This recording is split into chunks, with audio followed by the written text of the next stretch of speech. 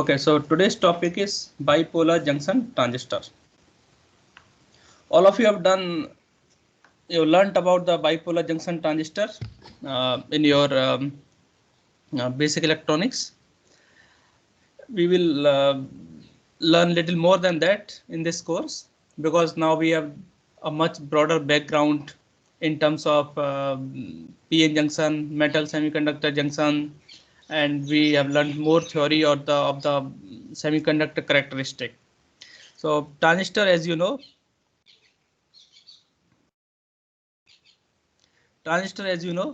it is basically transfer resistance, right?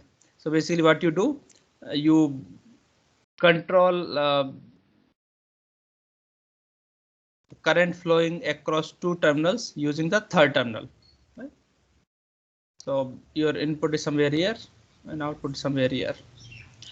It's called bipolar transistor because both the polarity take part in the current conduction.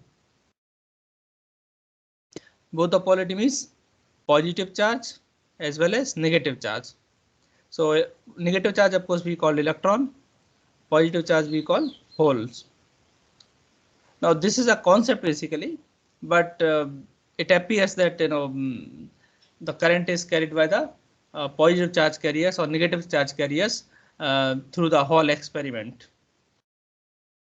And we have already learned about the Hall measurement. Now there are various types of transistors or switches. You have BJT here, you have MOSFET, and then there is another application of this PN junction is the laser, basically to emit the light. So in this case, when carriers combine, they emit a photon corresponding to the band gap. In case of bipolar transistors, both the carriers take part. In case of MOSFET, it's called metal oxide semiconductor field effect transistor. So it's field effect basically. So when you apply a voltage at the metal, some field is created and that basically control this channel and the current flows. It's basically like a tape, right? Where the flow of water can be controlled by turning this knob clockwise or anti-clockwise. Or you can see dam, right? Where you open the gate, the water flows. So today's topic is basically bipolar junction transistor. So here you have seen this emitter, base, and collector. So their names basically have a reason from some historic account. Emitter is basically it's a source basically, right, which emit the carriers which are responsible for current flow. Base is basically is a mechanical support, right? But how do you see it as a mechanical support? It basically, if you recall, in 1947, right, the first transistor that was fabricated, it was a point contact transistor, right, where this germanium was a base, right, on which two metal leads were connected, and that became a transistor, right? So this was a base basically on which these two leads were connected. So that's why it is carrying that name, the base. But later on, with technological advances, modifications, we have a narrower base here because the original transistor that was accidentally invented, it has not the fantastic characteristic, right? So later we realize, what should be the design specification for the base. So this middle region is called base. And then of course, as the name collector is basically collects the carrier that are injected by the emitter. So emitter will inject the carriers and they will pass through the base, and these carriers will be collected by the collector. So that's why these three terminals have their different names. Now to understand operation of BJT, let us recall the PN junction. Now we have learned that PN junction can be forward bias or it can be reverse bias, right? In case of forward bias, these carriers are injected, right? and this depletion width is reduced.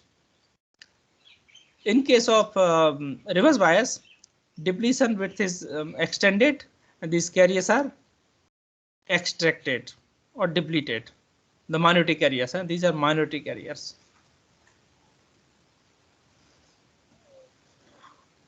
And of course, the IV characteristic in forward bias it increases exponentially. Then due to other effects, it tend to saturate. In reverse bias, it's almost negligible reverse saturation current, and then until it breaks down. So now what will happen if you bring these two junctions together?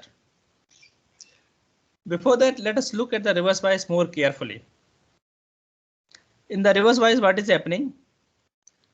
There is a field here. Now field is such from N type, it will extract holes, right? So holes will move from N to P. Now, so if you look at the IV characteristic for the reverse bias, right? You have a constant saturation current is flowing. Now somehow, if we can create the holes here and electrons here, let's say we shine the light. We have some optical generation. How this characteristic will change? You have some light is shining on it. How this characteristic will change? Let's say due to this optical, the generation rate is G optical, right? And then the delta N or delta P will be G optical times tau N or tau P. Right? So this will be extra carriers, right? So your N and P naught will be N naught plus delta N, P will be P naught plus delta P, right? So how this characteristic will change? This current will increase. If you increase the intensity, this current will increase, correct? So this is due to the generation, but generation is not controllable. Basically, you are signing the sample together, and if you want to just focus on particular side, it will be a little difficult. You can use another technique. If you supply the holes here from some other method, and that you can do when you connect these two together, right? If you connect these two together and you forward bias it, then it will inject holes here, and these holes will be swept away by this reverse bias junction, and in that case also you will have similar effect. So all the reverse bias you will have large current, right? So let us see how it works. So these are the two PN junction, and we are going to join them. And when we join them, what will happen? Holes from P region that is injected by the forward bias will be swept away across the reverse bias junction. So the first junction is forward bias, second junction is reverse bias. So although it is reverse bias, you will have current here. Now, if the base length is large, then by the time they reach here, all would have recombined. If base is short, then a significant number of holes will reach the other end, and where they will be swept away by the reverse bias field. So we will have large current. So that's why there is a requirement that the base width usually kept narrow, and narrow compared to the diffusion length of the carriers that are injected. Okay, so here you see the movement here, then they are swept away by the reverse bias junction, and these holes will move to the other side. Okay.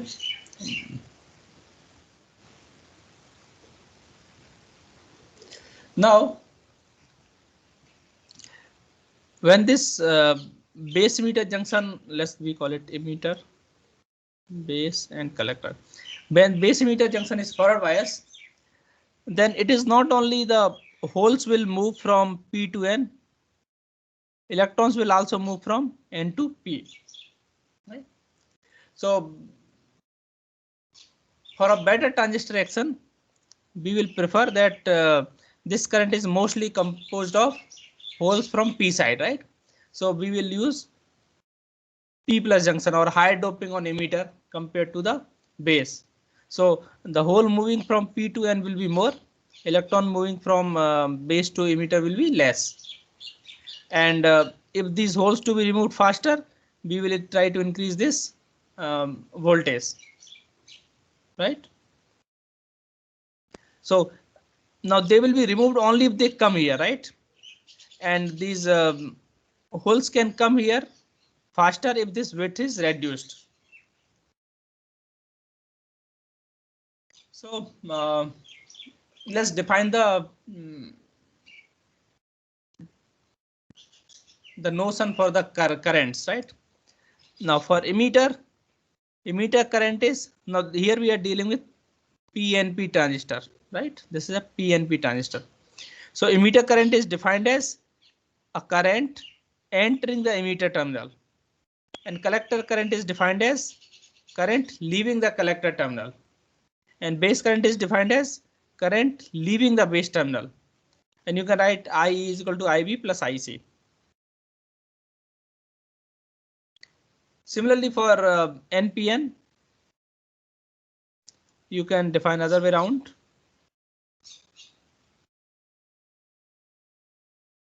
Because see here holes are moving, right? So either you define other way or they will just all the currents will carry negative sign. So by the Kirchhoff current law, assuming there is no accumulation there, you will have emitter current will be the sum of collector current and base current. And VEB is forward bias, VBC is reverse bias, right? And your VEC will be VEB plus VBC. That is Kirchhoff voltage law. So these are the basic relations that will keep in mind. Okay. Now, if you see the typical IC versus VEC curve, right? You can find few regions there: a saturation region, right? A linear region, a cutoff region. When we are using it as amplifier, we usually work in this linear region or forward active mode. And of course, cutoff is when both the junctions are reverse biased, and saturation when both the junctions are forward biased. So when both the junctions are forward biased, then because this emitter is highly doped, so the voltage across base emitter will be slightly more than the voltage across base collector. So your VEB is slightly greater than VCB, or you can say minus VBC, right? And that means your VEC will be small. You might recall 0.2 or 0.3 that we assumed in the basic electronics. And of course your IE is more than IC, and IB is non-zero. So this is a saturation mode. Now in saturation mode, what happens actually?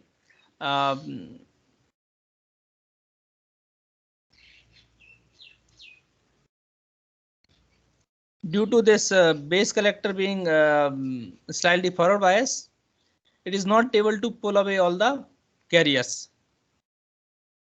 So collector current is not beta times IB basically. It is less than beta times IB. Then in linear region, of course, VEB and VBC, they are both are greater than 0, and VC is quite large, and IE and IC both are positive. That means IB is also positive because IE is greater than IC.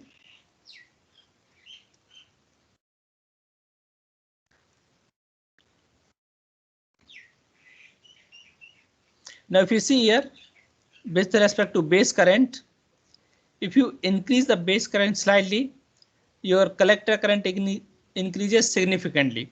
That means it can be used for amplification. So for a small change in base current, you will have large change in collector current. In case of cutoff, both the junction are reverse biased. So VEB is negative and VBC is positive.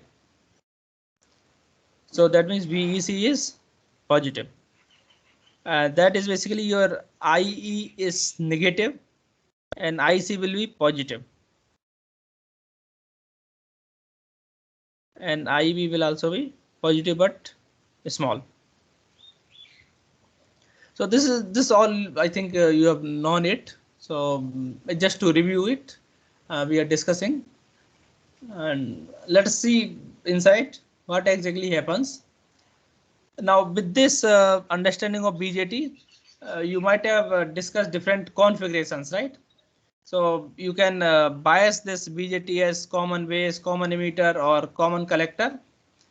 Those you can see the summary here. In common base, your input is between base and emitter.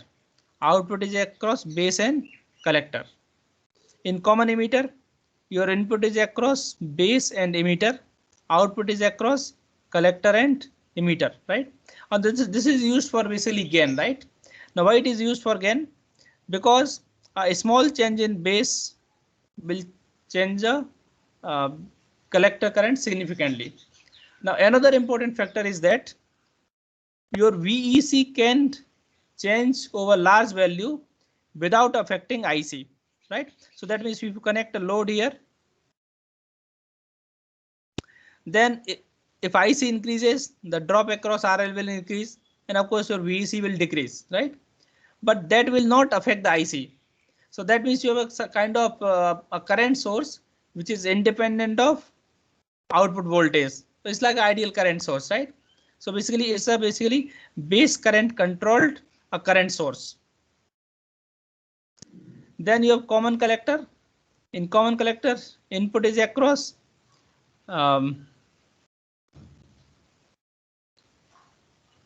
base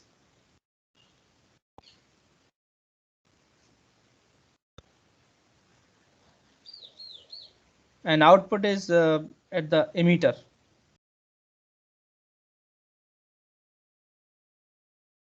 So VEC is the output, VCB is the input. Now common collector has other application where you need large bandwidth, all those properties. So this is also one of the configuration. Now when we discuss about BJT fabrication, we have already discussed about the fabrication while discussing the PN junction. So all those steps are followed in BJT fabrication. So what is typically done? If you look here carefully, these are typical dimension of transistors. This height is only 5 micron, right? And if you see here, this is emitter. Emitter is so small, right? Emitter is very small, and the base is order of micron or less. Now, if you compare this with the diffuser length in silicon, which is order of few micron, so this width is much less than the diffusion length. And this base can be narrower also. Of course, there will be some limitation how narrow we can make it. The base width has to be optimized. And then how it is fabricated basically on a substrate. You have basically bare layer, the bare layer, and then in that you have P plus contact for emitter, N plus contact for base in N well. This is N well, and then of course N well is made in P because we don't want any other PN junction to be forward bias. So this will take care of the isolation thing, and isolation can also be achieved through the oxidation. Okay, so and here is another slight variation of this thing. Here we have N plus buried layer. So this is basically to improve the conductivity of collector. because collector is usually less doped. So we have a n plus layer slightly away from the junction, so that it improves the connectivity of the collector. Now let us look at the device itself, how it functions. We have drawn this cartoon here for emitter, base, and collector. Now base emitter is forward bias, so the depletion width is less here. Base collector is reverse bias, so you have a larger depletion width here. Now if we draw this in equilibrium, then all the Fermi levels will be aligned. So this is p type, Fermi level is close to valence band as EV. This is n type, Fermi level is close to EC, and this is again p type, Fermi level is close to EV. And then of course emitter doping is higher, so this is Fermi level is closer to EV, so the gap is small. It is slightly less, it is also less, so they're slightly away from this one. Now if you see here, for holes, this is the barrier, but once these holes are injected, they can glide down the barrier. And you can notice one more thing, this band structure is the energy, right? So it is minus Q times V. So potential will have opposite of this thing, right? So it's decreasing, so it will increase here. Then it's increasing, so it will decrease here. So your potential is increasing from emitter to base and decreasing from base to collector. So you have this potential barrier here, and the carriers will glide here. So this is basically the like basic PN junction only. And then you can let us try the drawing. This is for PNP. You can try the band diagram for NPN. Please try it now. Take a minute and draw the band diagram for NPN VJT.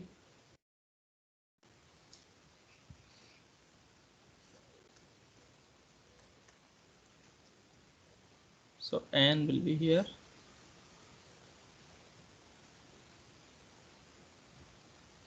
P will be here. N will be here.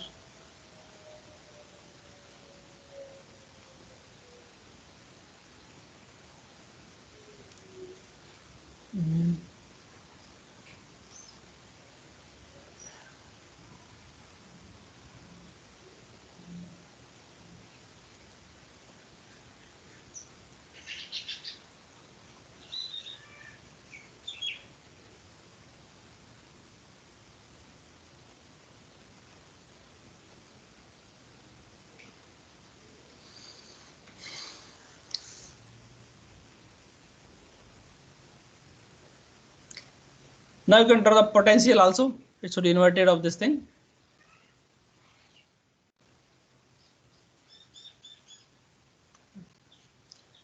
Now what about the charge? So can you show the fixed charge also?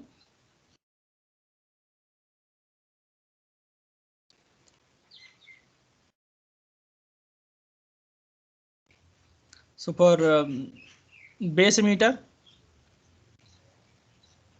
of course the depletion width will be narrow, but there will be some depletion width here, and it will mostly extend to the base side. Why? Because base is less doped, emitter is highly doped. And in case of base collector, collector doping is even less, so this depletion will extend to the collector side. And then of course it is p type, so the charge is negative. It is n type, charge is positive, this p type, so charge is negative. So this is all fixed charge, right? And they will have the electric field. So you can see what is the direction of electric field, positive charge to negative charge. What is the direction of electric field at the base emitter junction? Positive charge to negative charge. So the field is negative here, field is positive here. Positive means it's plus x direction, negative means it's minus x direction.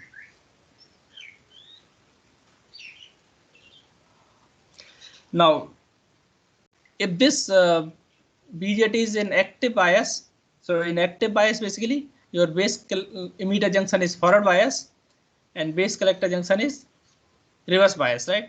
So in active bias, what will happen? When you forward bias it, what will happen? This will go up, right? Fermi level will be shifted like this, and this will be reverse bias, right? So this gap will even increase, right? So you can see here. So this is meter voltage, right? VB, and this is base collector voltage, right?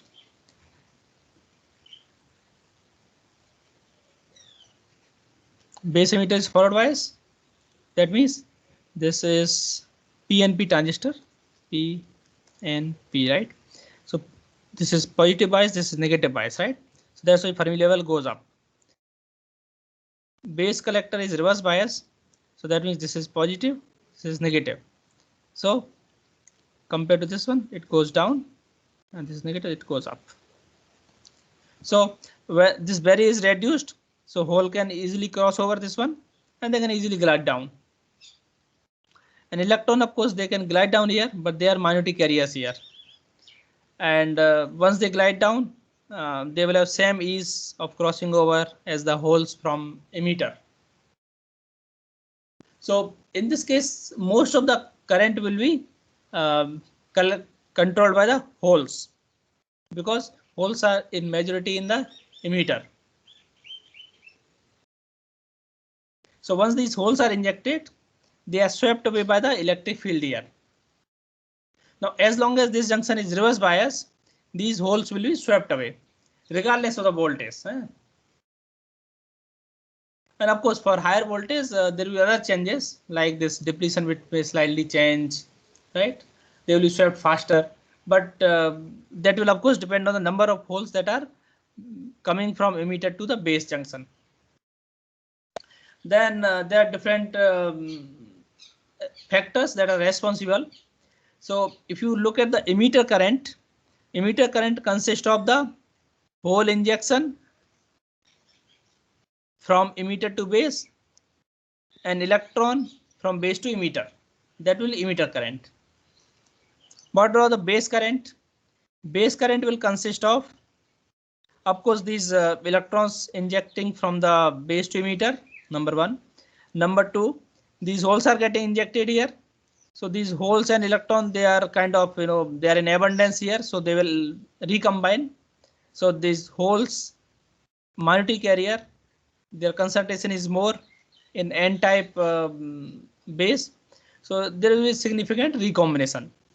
So recombination will usually dominate the base current. And another a small component to the base current can be the reverse bias saturation current from base collector junction.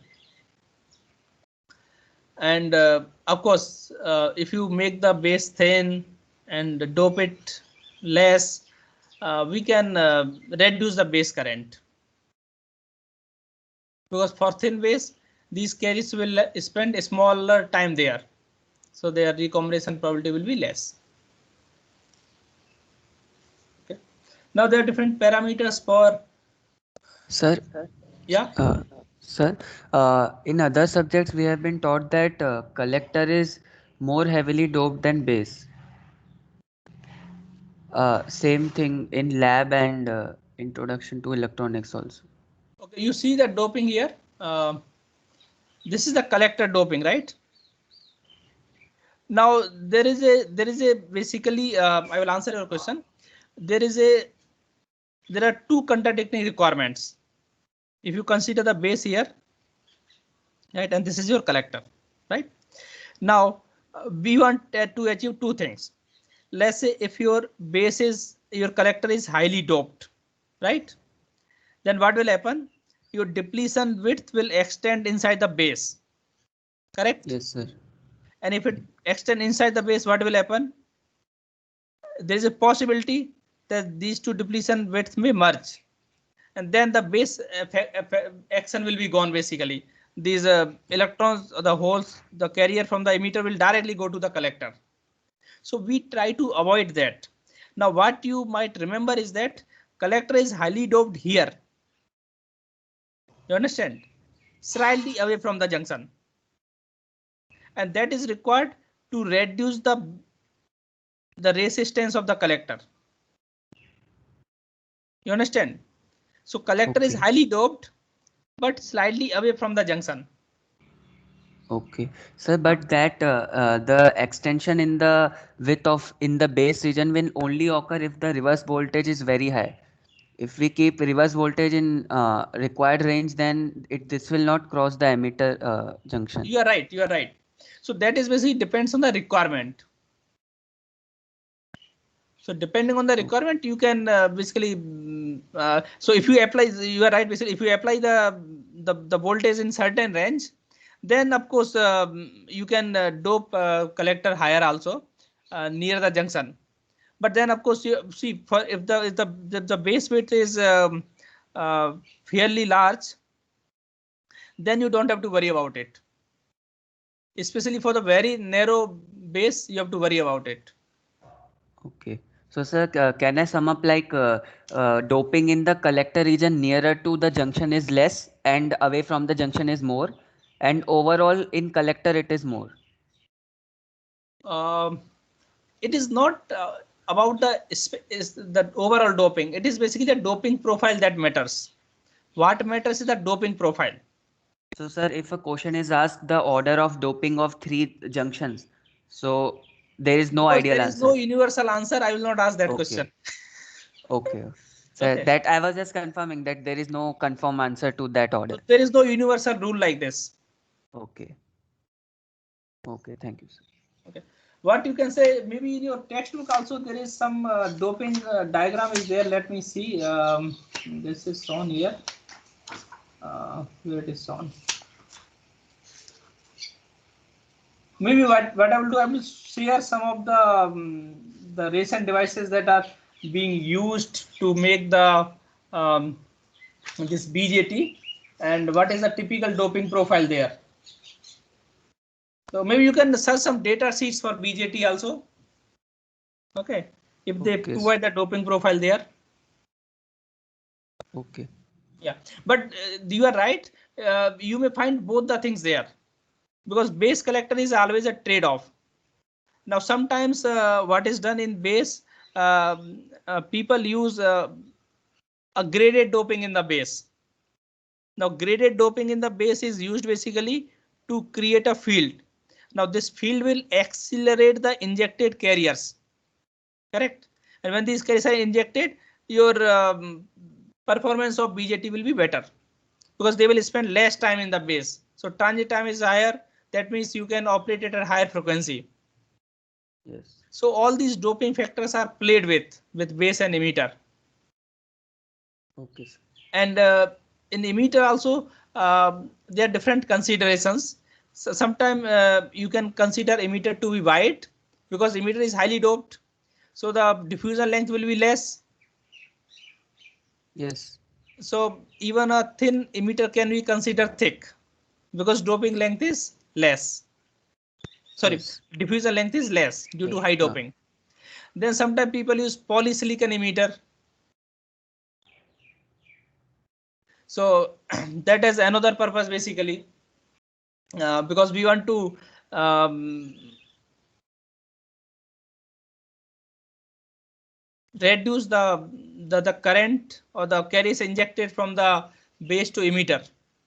So we want Yes. it to be have high slope, sorry, less slope, so that current Sir, is less. sir, if we want to reduce the injection from base to emitter, Huh. then the thinner the base is, the more the good it is. So, like if we increase the reverse voltage Mhm. and the more it extends in the base region, the more it is of profit because less recombination will happen if base region is thinner. Yeah, if base is thin, of course, it will have less time for recombination and So more current. it will be better. But there is a requirement because there is a non-linear factor also called base width modulation, like early effect, you know, right? Yes. Ah. So that is basically base width modulation. So all these factors have to be considered while designing the transistor. But let us go through them one by one. Okay. So for now, okay. So we were discussing here. Did we discuss this one? So now there are different parameters also. One is called emitter injection efficiency. Now emitter injection efficiency is basically the ratio of the emitter current due to carriers from emitter, right? So that is due to holes, or you can say IEP, divided by total emitter current. Now total emitter current will be emitter current due to holes plus emitter current due to electrons, right? So this emitter current due to holes is basically injected holes from emitter to collector. Emitter current due to electron is basically those electrons going from base to emitter, because the junction is forward bias. And the range of this emitter injection efficiency will be between 0 and 1. When emitter is highly doped,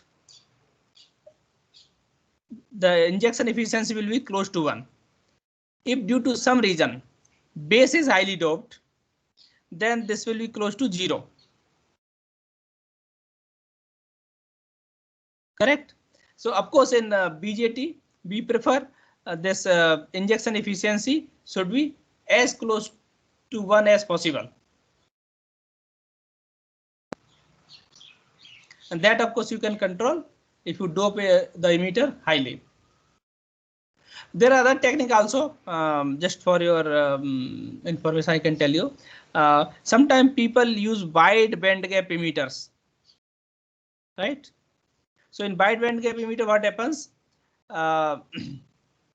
The barrier from emitter to base and from base to emitter, they are different because of this heterostructure, right? I think we have drawn one diagram also, Venn diagram for heterostructure. And here we are taking example of PNP BJT just for the simplicity, because the direction of hole flow is same as the direction of current flow. But NPN transistor is more popular because here the carriers are electron and they have higher mobility. So the popular transistor is NPN because of higher mobility of electron. Here we are discussing the PNP because the direction of current flow and direction of carrier flow is same. But their operation wise they are same. The theory wise they are both are same. So no difference is there. But this PNP is easier to understand. Otherwise, if I consider NPN, then the direction of carrier flow will be always opposite to the direction of current flow. So it may create some delay in understanding. Okay. So this heterojunction transistor is basically used to further boost up this injection efficiency.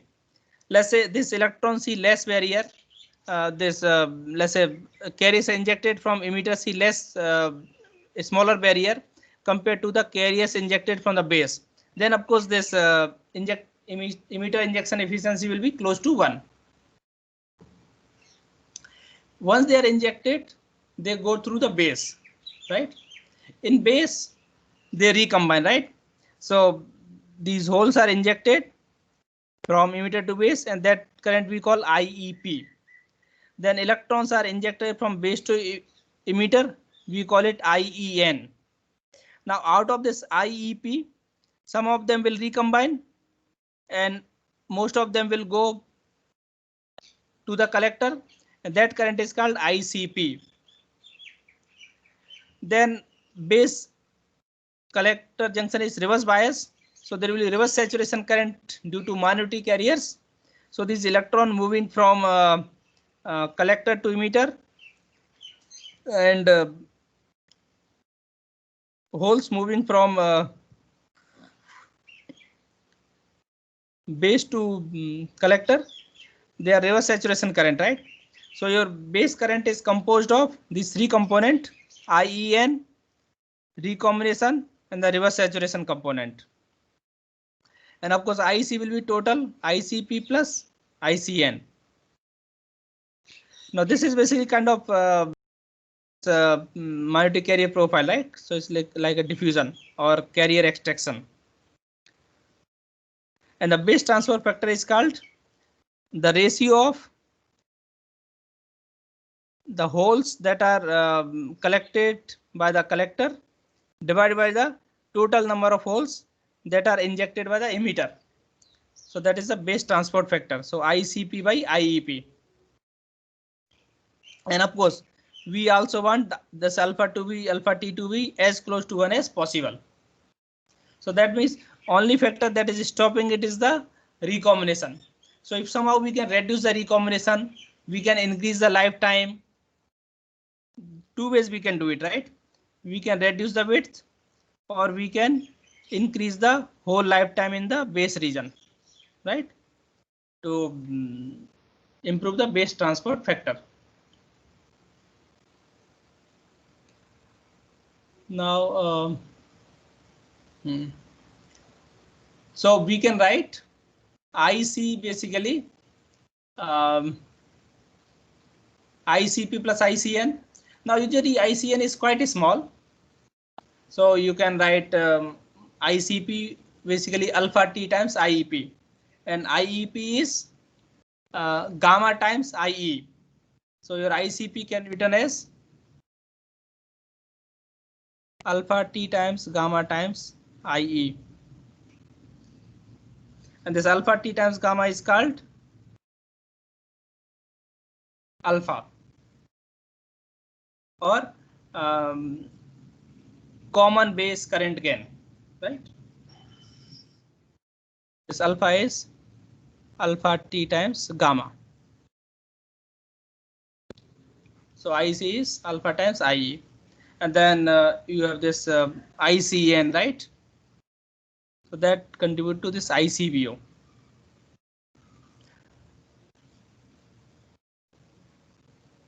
Okay, now this is common ways in active bias. Then in case of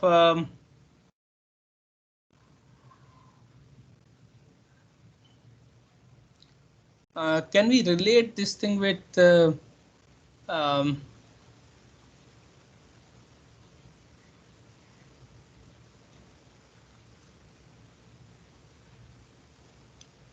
this we have already written here, alpha T times, this alpha is alpha T times gamma, and this is basically ICN is ICBO. And similarly, we can write the expression for common emitter current gain. Now, common emitter current gain is related to is IC by IB, right? Or IC is written beta times IB and some coefficient, right? So if you substitute here, if you recall this expression, IE is equal to IC plus IB, right? And you substitute it here, right? Then you can express the relations between IC and IB, right? So that will give you the common emitter current gain. So if you write it here, you can write IC is equal to beta times IB plus ICO, and these are related to alpha by beta is alpha over 1 minus alpha, right? Because if you see here, IC is alpha times IE is IB plus IC plus ICBO. So if you take the other side, so IC is alpha by 1 minus alpha, right? Okay. So this is alpha by 1 minus alpha is beta, and ICO is basically ICBO divided by 1 minus alpha, right? So if you have this is alpha by 1 minus alpha, this is will be 1 by 1 minus alpha, right? So ICO will be ICBO divided by 1 minus alpha, correct? So this is a brief review of BJT. Now what we will do, we will derive the current equation for BJT. So that will involve the solving of magnetic carrier diffusion equation. So we will take a 10 minutes break here and then we will continue. Meanwhile, if you have a question, you can ask me.